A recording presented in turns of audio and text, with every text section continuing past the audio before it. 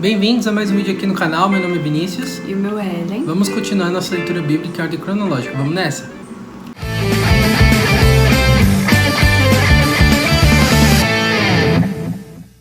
Número 11 diz assim: Por estarem passando por muitas dificuldades, os israelitas começaram a se queixar a Deus, o Senhor. Quando o Senhor ouviu suas reclamações, ficou irado e fez cair fogo em cima deles.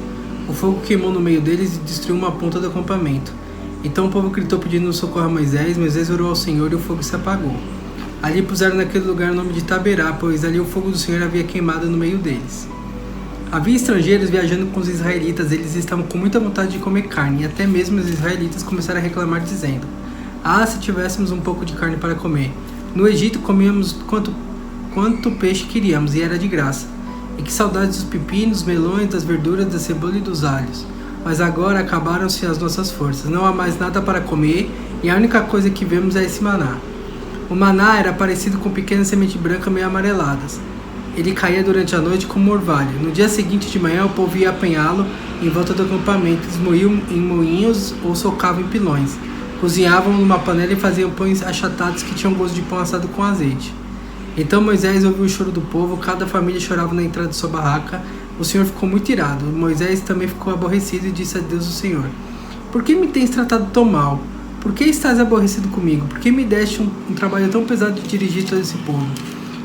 Eu não fiz esse povo nem dei à luz a essa gente. Por que me pedes que faça como uma babá e carrega no colo as criancinhas para a terra que juraste dar a seus antepassados?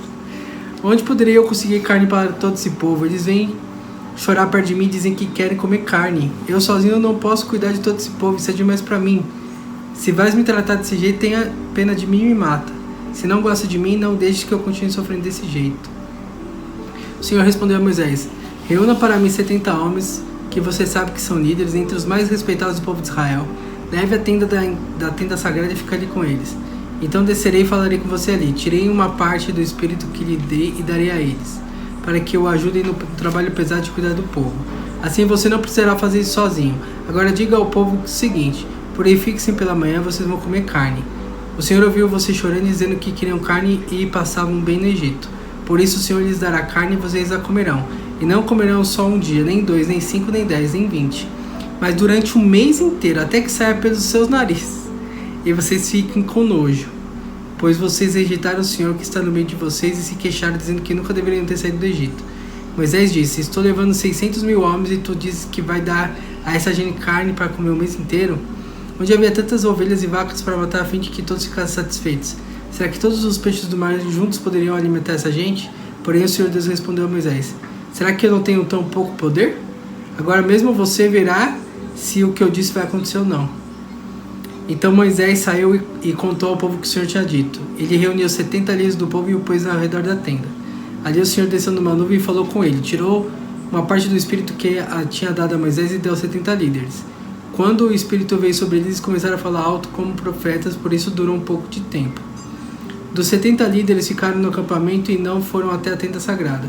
Um se chamava Eldade e o outro Medade. O Espírito veio sobre eles e eles também começaram a falar alto como os profetas. Então o rapaz foi correndo contar a Eldade e Medade estavam profetizando no acampamento. Aí Josué, filho de que desde a sua mocidade era auxiliar de Moisés, foi logo dizendo: Moisés, meu chefe, não deixe que eles façam isso. Moisés respondeu: Por que está preocupado com meus direitos quando é eu que deveria estar? Eu gostaria que o Senhor desse o Espírito a todo o povo e fizesse com que todos fossem profetas.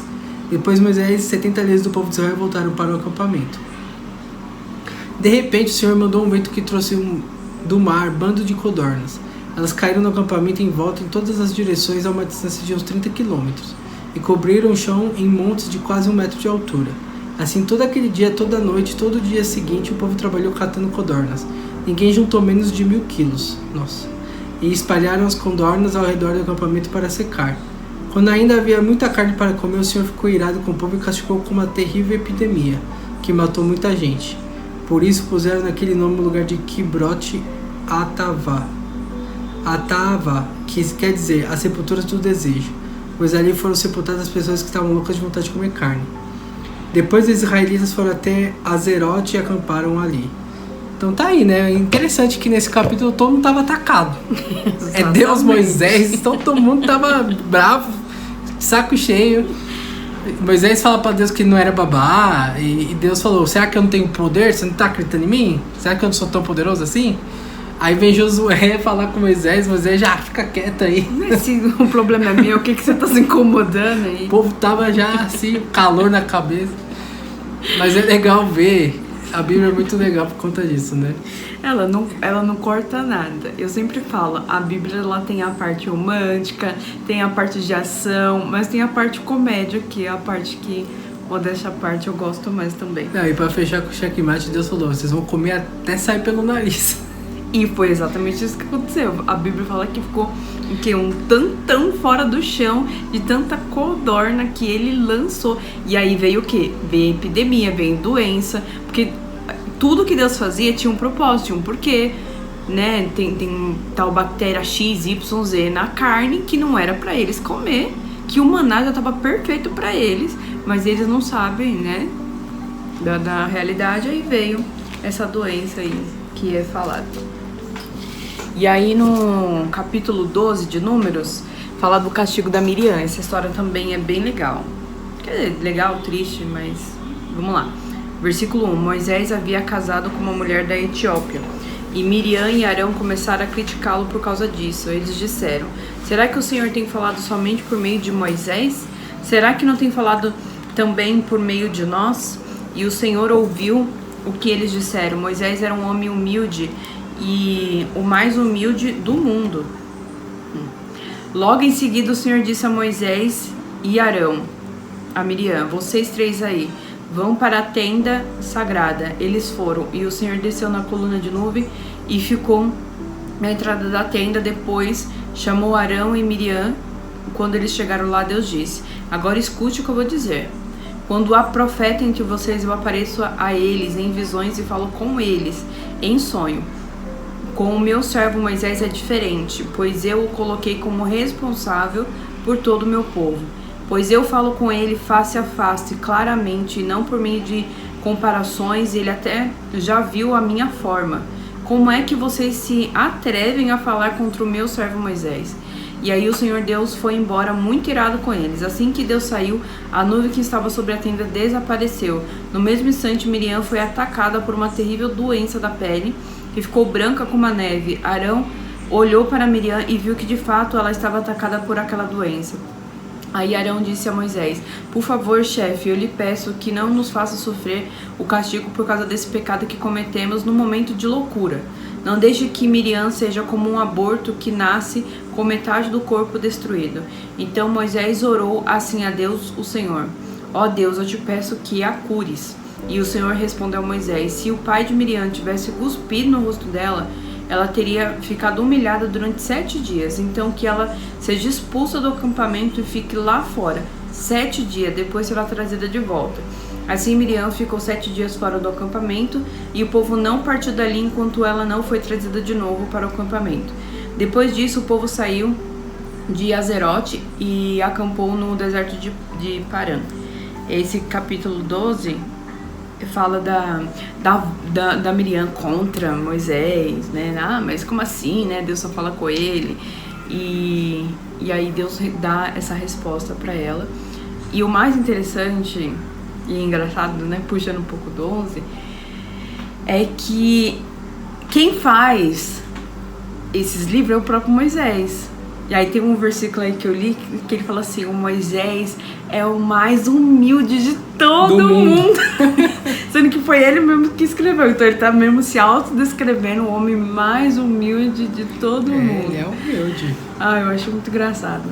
Aí Números 13 diz assim, o Senhor Deus disse a Moisés, mande alguns homens para espionar a terra de Canaã, a terra que vou dar aos israelitas. Em cada tribo escolha um homem que seja líder. Do deserto de Parã, Moisés enviou os espiões, de acordo com as ordens de Deus, o Senhor. Todos eram chefes de tribo do povo de Israel. São esses seus nomes. Da tribo de Ruben, Samuel, filho de Zacur. Da tribo de Simeão, Safate, filho de Uri. Judá, Caleb, filho de Jefoné. Isacar, Igal, filho de José. Efraim, Oséias, filho de Nun. Benjamim, Palti, filho de Rafu. Zebulon, Gadiel, filho de Sud. Manassés, Gade, filho de Suzi. Dan, Amiel, filho de Gemali.